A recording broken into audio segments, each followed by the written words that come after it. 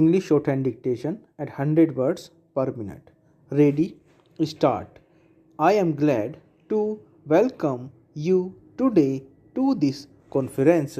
As you are aware, our object is to discuss problems of universities with special reference to the improvement of standards and coordination of facilities for higher education. It was my intention to call this conference in January, but on account of pressure of work, this could not be done. The problem we have met to discuss is not new, though it has acquired a new urgency after the attainment of independence. You are all aware that for the last 30 years or more, there have been persistent and at times well founded criticism of our universities.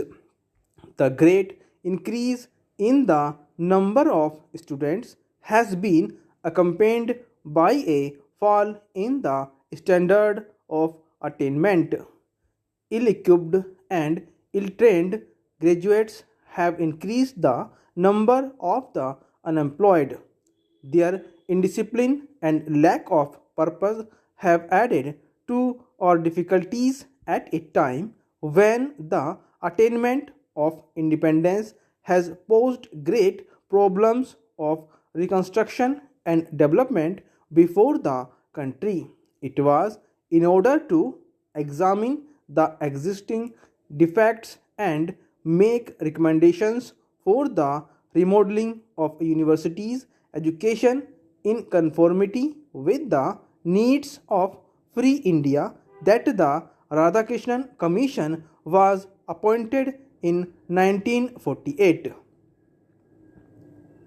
The Commission made a careful survey of the entire field and made recommendations for necessary changes in the academic, financial, and administrative setup of our universities in the new context.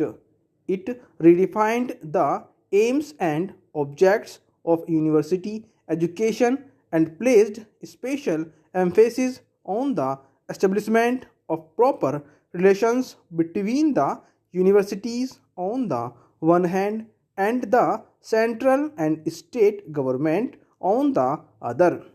One of its basic recommendations was for the creation of a machinery for the most economic utilization of our existing resources by avoiding wastage or unnecessary duplication in the fields of higher study and research. The problem of university education was also considered at the time when the Indian Constitution was being framed. There were detailed discussions as to whether university education should be made a central or a state responsibility.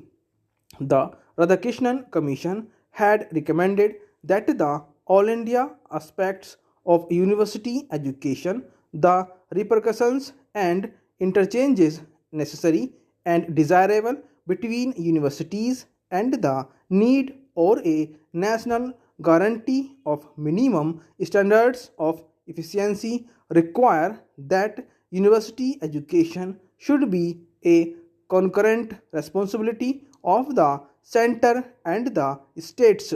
The Commission had mentioned that coordination of facilities in special objects be of the governments. The coordination of facilities in higher education and the maintenance of standards of university education is thus an exclusive central responsibility.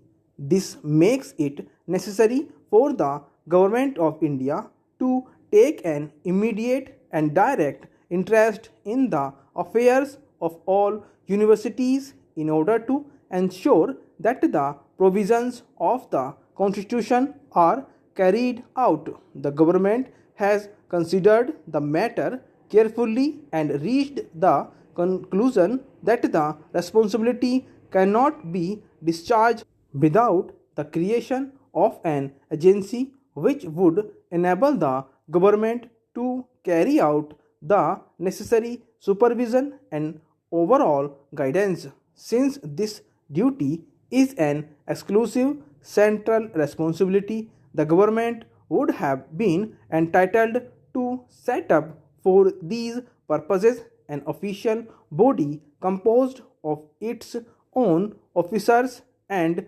nominees. The government did not, however, do so. The government recognizes the value of university autonomy and desires that the necessary reforms in universities should, as far as possible, be initiated by the universities themselves.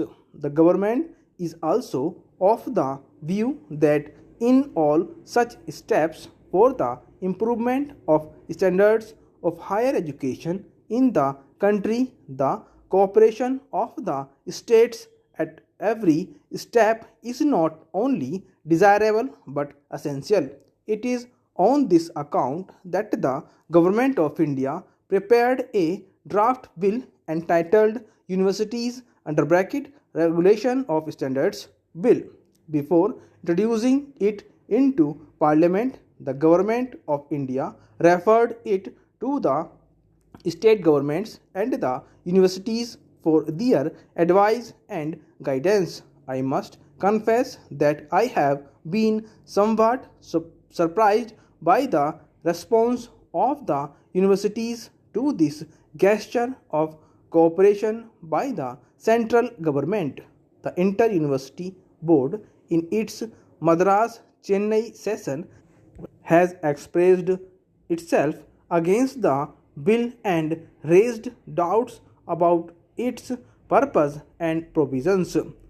Nevertheless, the board itself had to recognize the need of a machinery to effect coordination and improvement of standards. In view of this recognition, the suggestion that the draft bill indicates a desire of the Government of India to interfere with the internal autonomy of the universities is quite unfounded, and it is difficult for me to understand the grounds for such suspension. As I have already said, the government could, if it is so wished, introduce the bill without referring to the universities. That it has not done so is itself evidence of the government's regard for university autonomy. Further, the constitution of the body proposed in the bill is such as to ensure that the autonomy of the universities will be respected. The government could have proposed the appointment of a body under its own control to look into the affairs of the universities, but instead the government has proposed that it should be autonomous also. Stop.